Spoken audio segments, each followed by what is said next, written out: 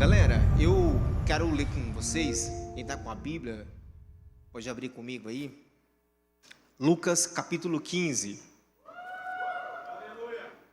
Lucas 15, a partir do versículo 11. Lucas 15, a partir do 11. Galera, é uma alegria a gente estar aqui hoje.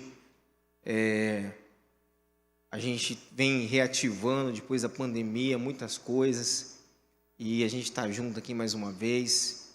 Você que está em casa, é uma alegria a gente poder transmitir o culto e você cultuar com a gente, mesmo distante. Lucas 15, capítulo 15, versículo 11. Disse Jesus, quem não achou, acompanhe na tela comigo. Disse Jesus, um homem tinha 2 filhos. Certo dia, o mais moço disse ao pai, pai, quero que o Senhor me dê agora a minha parte na herança. E o pai repartiu entre os 2 os bens. 13. Poucos dias depois, o filho mais moço ajuntou tudo que era seu e partiu para um país que ficava muito longe. Ali viveu uma vida cheia de pecados e desperdiçou tudo que tinha. O rapaz já havia gastado tudo quando houve uma grande fome naquele país e ele começou a passar necessidade. 15. Então procurou um dos moradores daquela terra e pediu ajuda. Este o mandou para a sua fazenda a fim de tratar os porcos. Ali, com fome, ele tinha vontade de comer o que os porcos comiam, mas ninguém lhe dava nada. Caindo em si, então, ele pensou, quantos trabalhadores do meu pai têm comida de sobra e eu estou aqui morrendo de fome? 18. Vou voltar para a casa do meu pai. Diga assim, vou voltar para a casa do meu pai. Pequei contra Deus e contra o Senhor, e não mereço mais ser chamado de seu filho. Me aceite como um dos seus trabalhadores. Então, saiu o filho dali. Então, saiu o filho e voltou para a casa do pai. Quando o rapaz ainda estava longe de casa, o pai o avistou. E com muita pena do filho, correu, abraçou e o beijou. E o filho disse, pai, pequei contra Deus e contra o Senhor, e não mereço mais ser chamado de seu filho.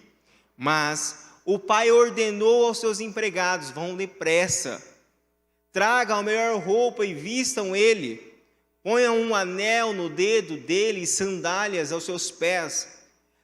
Também tragam e matem o bezerro gordo.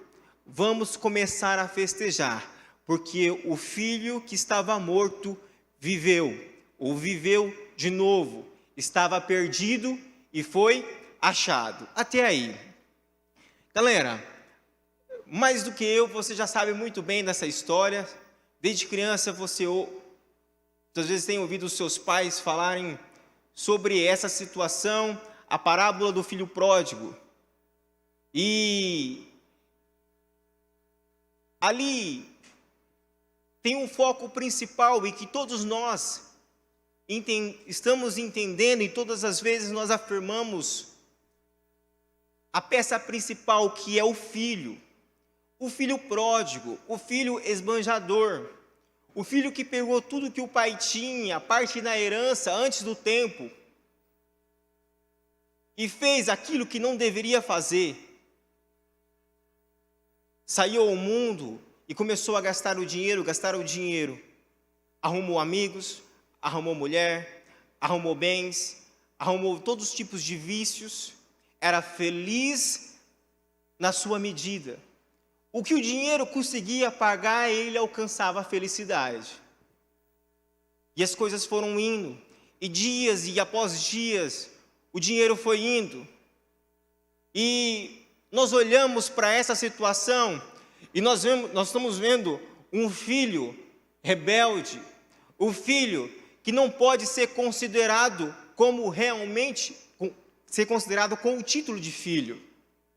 Mas em nenhum momento na Bíblia você vê o pai parando. A parábola, ela não entra profundamente nisso. Se em um momento na Bíblia você vê o pai, não, filho, não é assim. Não vou fazer, não vou autorizar, não vou deixar. Você não vê o pai fazendo isso. O que a Bíblia diz é que o pai divide os bens.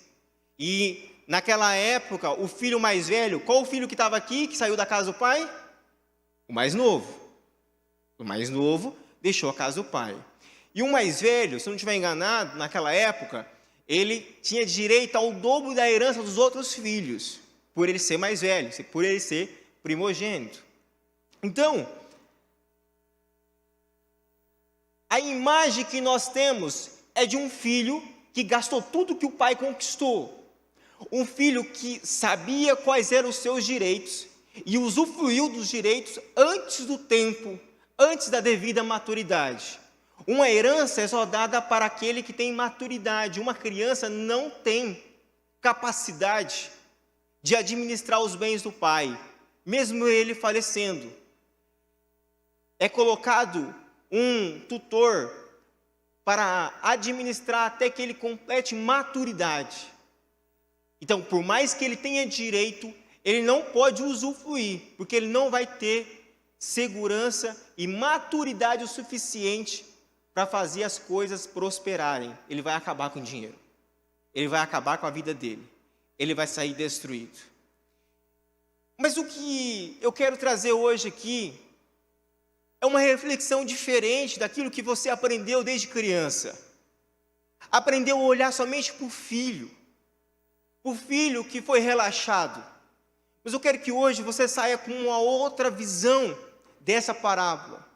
A visão de entender que para um filho rebelde tinha um pai amoroso. Para um filho rebelde tinha um pai carinhoso. Um pai que entende, um pai que compreende, que sabe as fases da vida, mas deixou o filho passar pelaquela situação porque ele sabia que um dia ele ia voltar. A imagem nossa é diferente, a imagem dessa parábola é diferente da parábola anterior, em que um pastor deixa as 99 ovelhas para ir buscar uma. O pastor se desloca, deixa aquelas 99 guardadas e vai em busca da que estava perdida.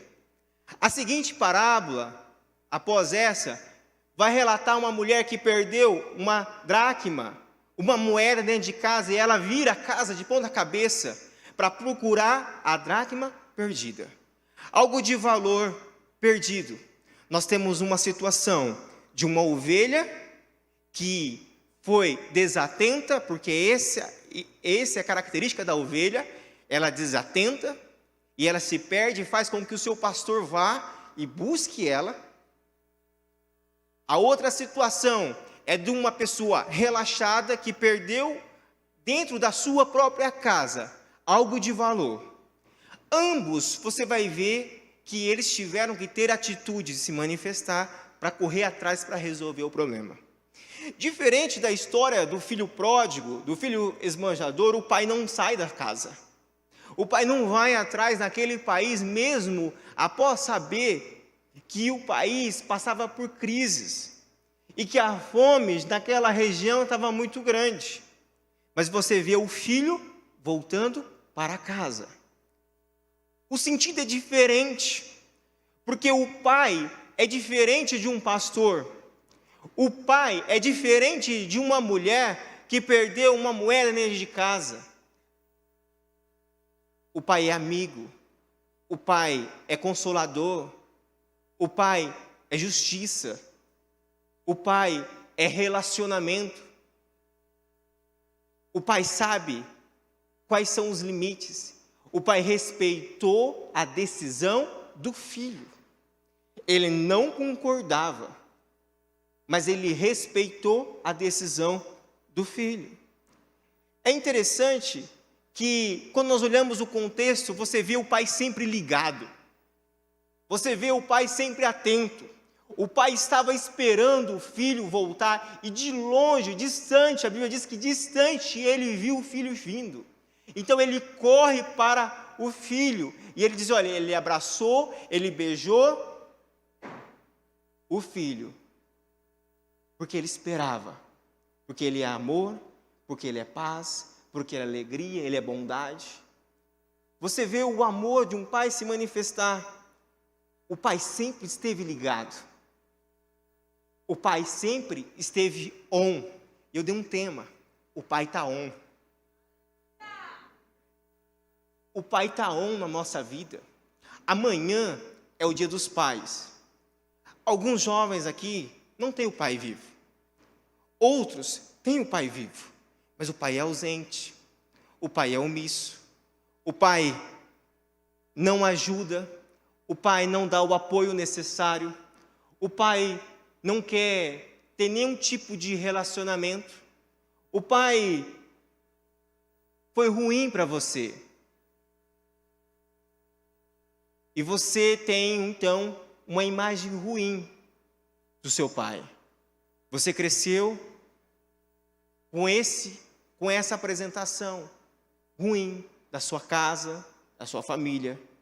Mas amanhã é o dia dos pais.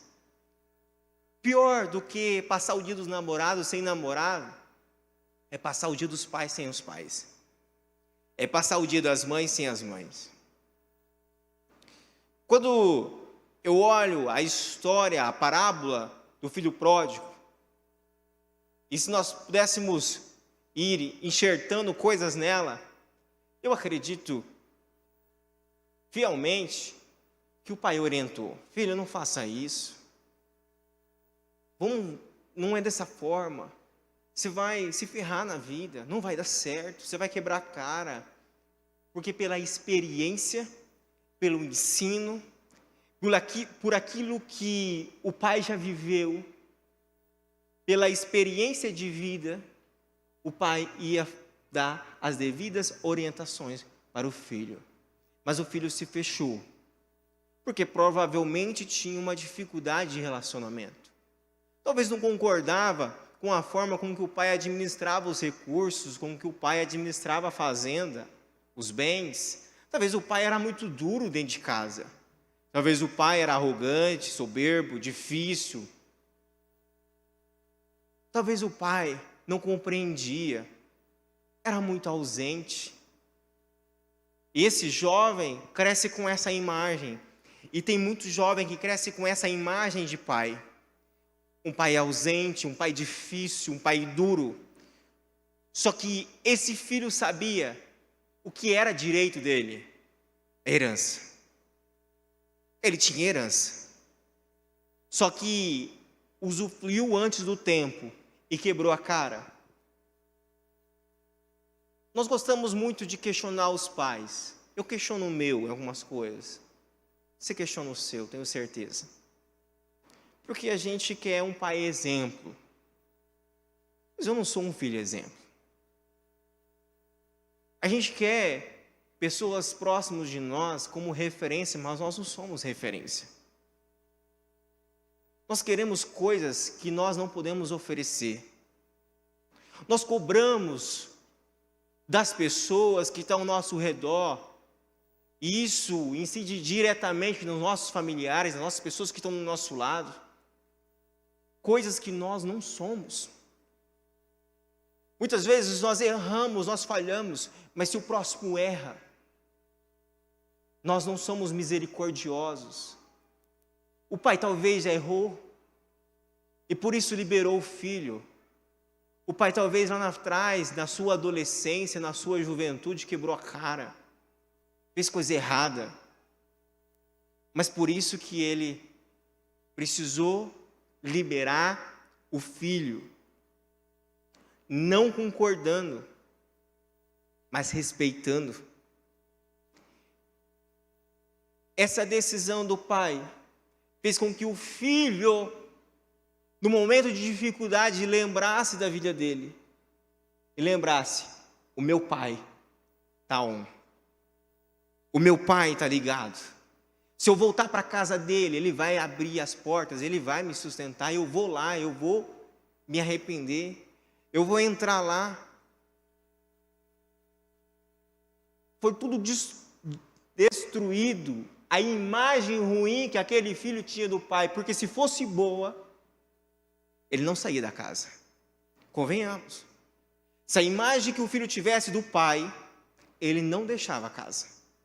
O outro não deixou. Mas o outro também não sabia qual eram os seus direitos. Mas a imagem construída do pai foi totalmente reformulada. Quando as dificuldades bateram a porta, ele lembrou. Os empregados do meu pai comem 3 vezes por dia e eu estou aqui, tentando, querendo comer comida de lavagem de porcos. Olha o nível que eu cheguei. Não tem mais amigos, não tem mais nenhum tipo de relacionamento, as mulheres se foram, os carros se foram, os bens se foram. Aí ele lembrou, eu vou voltar para a casa do meu pai. Jovem, nós queremos exemplos, mas nós não vamos encontrar, porque o nosso pai não é anjo, e nós não somos anjo. O maior exemplo de pai é Deus. E o maior exemplo de filho na Bíblia é Jesus. E nós queremos ser exemplo, mas jamais nós vamos conseguir alcançar esse nível que esses homens, que Jesus e que o nosso Pai alcançou. Quando nós olhamos essa imagem toda, nós temos nas nossas mãos a bênção e a maldição. Quando nós olhamos o contexto bíblico, aquele cara tinha tudo para olhar, olha, mas se eu deixar a minha herança, eu posso sair da casa do meu pai, eu vou sair debaixo da cobertura do meu pai, porque o pai é a minha cobertura, porque o pai é o meu sustento, porque o pai é meu alimento, e mesmo assim, eu vou estar aqui, e um dia eu vou ter direito à herança, porque ele trabalhou em meu favor, ele pagou um preço, para que hoje nós estivéssemos bem. E no reino de Deus, o Pai Celestial não é esse Pai que você aprendeu dentro da sua casa. O exemplo de pai, talvez, que você tem na sua casa, não é o exemplo, não é aquilo que Deus é. Você tem dificuldade, talvez, de se relacionar com o Pai. Segundo a psicologia, aqueles que tiveram dificuldade de relacionamento com o Pai, têm dificuldade de relacionamento com Deus. Aqueles que tiveram dificuldade de relacionamento com a mãe, têm dificuldade de relacionamento com o Espírito Santo. Amanhã é dia dos pais. Amanhã, eu sou pai. Sou novinho, mas eu sou pai. Você só vai saber o que é pai o dia que você for pai. Aí você fala, meu Deus, eu podia baixar um pouquinho mais a bola. Não é bem assim, não. As coisas mudam. Até esses dias eu era só filho. Mas hoje eu sou pai. E a gente aprende. Fala 1 vez, 2 vezes, 3 vezes, 4 vezes, 10 vezes. Isso porque está novinha, né? Diz que a fase pior é a fase da adolescência. Mas a minha não vai ser, não. Amém? Quando eu olho a história, eu me coloco no lugar. Porque nós pegamos a imagem paterna, terrena, e atribuímos a Deus e nós não conseguimos entrar em sintonia com Ele. O Pai sempre está on. O Pai sempre está disponível para nós. O Pai sempre está à nossa espera nas madrugadas. O Pai sempre está na nossa espera nas nossas atitudes. O que você vai fazer agora? Você vai renunciar à sua herança? O Pai sempre está à nossa espera, queridos. A leitura da Bíblia, a buscar Ele. O Pai sempre está à nossa espera. Ele está precisando de uma atitude nossa, de uma atitude de arrependimento. Arrependimento é mudança de direção, é mudança de vida. Se eu estou indo, eu estou vendo que está errado o caminho, me acompanha aí, que está errado o caminho, eu mudo de direção. Se for preciso, eu retorno, me humilho, porque senão eu vou passar a vida inteira na miséria, comendo lavagem de porcos. Se aquele cara não tivesse se humilhado, ele estava na miséria até hoje, estava comendo sujeira, estava mendigando. O erro, todo mundo erra. O seu é diferente do meu. E você não vai para o inferno porque você errou. Você vai para o inferno se você não se arrepender. As coisas vão dar mal na sua vida, na sua casa, se você não se arrepender, se eu não me arrepender. Errar, todos nós vamos errar. Cada um tem uma dificuldade. Alguns é com a bebida, alguns é com os vícios, as drogas, alguns é com mulheres, outros com homens. Cada um tem uma dificuldade, outros com dinheiro. Aquele jovem tinha uma dificuldade com o dinheiro. Depois, ali foi manifestando, um abismo puxa outro. Arrumou mulher, arrumou amizade, tudo falsa, porque cadê os amigos? Não estava. Cadê os amigos? Não estava. Que bebeu nas custas dele, que comeu nas custas dele? Não estava. Ele ficou só. Mas a intercessão do Pai, o propósito do Pai, a cobertura do Pai, o ensino do Pai, a palavra que é revelada nos nossos corações todos os dias, que vem dos céus, que vem do Pai, se revelou no coração daquele moço, daquele rapaz. Ele falou: eu vou voltar para a casa do meu pai, mas não vou voltar sentando lá do lado do meu irmão, não. Sentando na mesa ajudando, não. Eu vou voltar para trabalhar junto com os empregados dele. Porque pequei contra os céus e pequei contra ti, diz ele, para o pai quando ele chega. Pequei contra os céus, pequei contra Deus e pequei contra ti. Não sou merecedor, mas o pai estava ali esperando. E o pai faz uma grande festa. Sabe por quê? Porque o pai quer se relacionar. O pai quer ter amizade. O pai quer crescer. O pai quer ver o filho prosperando. O pai quer ver o filho casando bem. O pai quer ver o filho tendo sucesso e sendo destaque em meio a um mundo de podridão. Esse é o pai. Esse é o nosso pai. Se a referência que você tem na sua casa não é o suficiente, o Pai Celestial é. Se a minha não foi o suficiente, o Celestial foi. Galera, as coisas estão indo cada vez pior. As coisas estão se afunilando. É só você dar uma pesquisada. As coisas não estão boas para ninguém.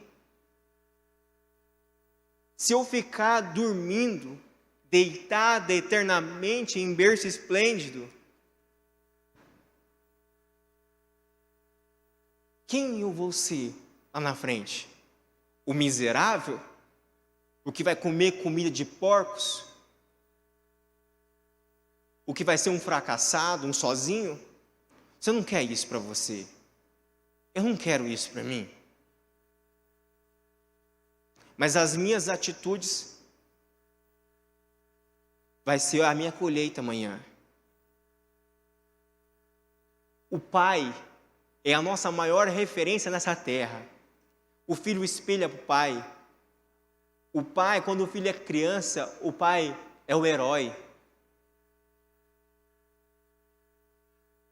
Mas aquele jovem só descobriu que o pai era herói no momento difícil. 2 Coríntios 7:10. Pois a tristeza, pois a dificuldade que é usada por Deus produz arrependimento que leva à salvação. A parte A. Pois a tristeza que é usada por Deus produz arrependimento que leva à salvação. Aquele jovem se arrepende. Ele se arrependeu. Ele mudou de atitude. E ele voltou para a casa do pai. Não adianta só falar. Você vai sair daqui hoje dizendo assim, olha, agora eu vou buscar Deus, agora eu vou estar junto com Deus, agora eu quero estar firme, eu vou pegar firme, eu vou pegar nessa igreja aqui, eu vou fazer o que eu preciso fazer para nós propagarmos o Evangelho, para nós crescermos. Mas aí chega a segunda-feira, os problemas começam a chegar, o cheque começa a cair, as contas começam a vir, os problemas de relacionamento na sua casa. O pai voltou a ser chato, a mãe enjoada. E aí, você esqueceu tudo o que aconteceu no sábado? Sabe por que nós esquecemos? Porque nós não continuamos alimentando a esperança, a graça, o perdão, o Evangelho. A gente não consegue progredir. E aí, a gente acha que o nosso pai está off. E a gente acha que o nosso pai está longe. Que isso é mais um. Ser crente é cafona. E num sábado como esse na igreja, ouvir um magrelo falar é perca de tempo. Deu uma engordadinha.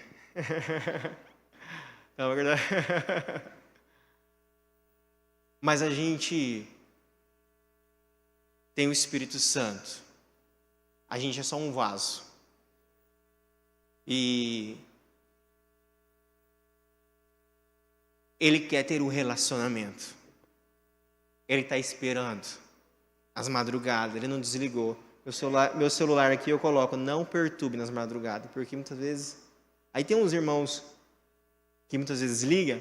Aí eu coloco, exceto fulano de tal, exceto fulano de tal, exceto fulano de tal. Aí vai que se for um BO grande. Mas eu não perturbe. Deixo offline.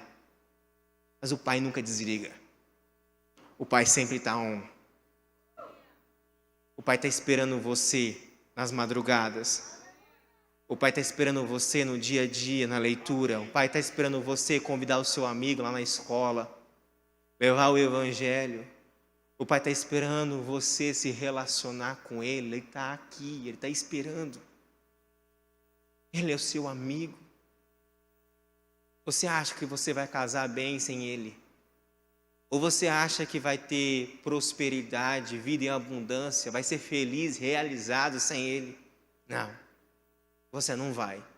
E vai passar muitos e muitos anos, aí você vai olhar para trás e você vai ver, quebrei a cara, podia ter lá atrás, ter consertado. Ontem eu estava com os meninos lá em casa, e eu disse para eles, olha, tinha uma galera que estava comigo, na minha adolescência aqui, 14, 15 anos, mas resolveu se aventurar, não esperou em Deus, acelerou, pegou a herança antes do tempo, se atrapalhou, estão perdidos, estão no divórcio, estão nas drogas, na bebida, se arrebentaram. Você sabe que tem gente assim. Você sabe. Mas nós estamos aqui. Essa oportunidade é sua. Porque Ele está on. Ele está esperando você.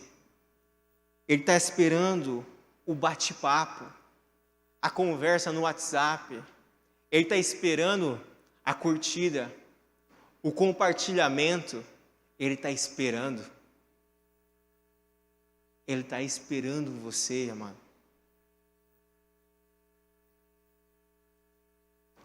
há muitas coisas que levam a gente a um nível de bênçãos nessa terra. E aproveitando o gancho, quero ler com vocês em Efésios 6, a partir do versículo 1. Filhos, obedeça a seus pais no Senhor, pois isso é justo. Honra o teu pai e a tua mãe, este é o primeiro mandamento com promessa, para que tudo te corra bem e tenhas vida longa nessa terra. Quer viver bastante, quer viver bem? Honra pai e mãe. Eu acho que eu honrei meu pai e minha mãe. Tem os desgastes naturais, óbvio, mas eu acho que em tudo eu estou aprovado, com ressalva, mas estou aprovado. Eu acredito que você também. Amém? Ixi, amém? Este é o primeiro mandamento com promessa. O pai é chato? É. A mãe é enjoada? É. Né? Sua mãe é enjoada, Gabriel? Cadê o Gabriel? Ah, não, né? A mãe do Gabriel está aí, não sabe, não vai falar nada. Sua mãe é bênção, né? Honra o teu pai e a tua mãe. Este é o primeiro mandamento com promessa. Eu não posso morrer cedo, sabia? E você também não pode morrer cedo, porque você honra o seu pai e você honra a sua mãe. Ele nos ama, querido. Ele quer estar próximo de nós. O pai nos ama. Ele está sempre ligado em nós. Ele está sempre conectado, atento. Ele quer o nosso bem. Para encerrar, a equipe de louvor pode subir. 1 João 3, capítulo 1. Como é grande o amor do Pai conosco. Somos chamados filhos de Deus, o que de fato somos. Por isso, o mundo não nos conhece, porque o mundo não nos conhece. Não ameis ao mundo, lá em 1 João 2, não ameis ao mundo, nem o que no mundo há.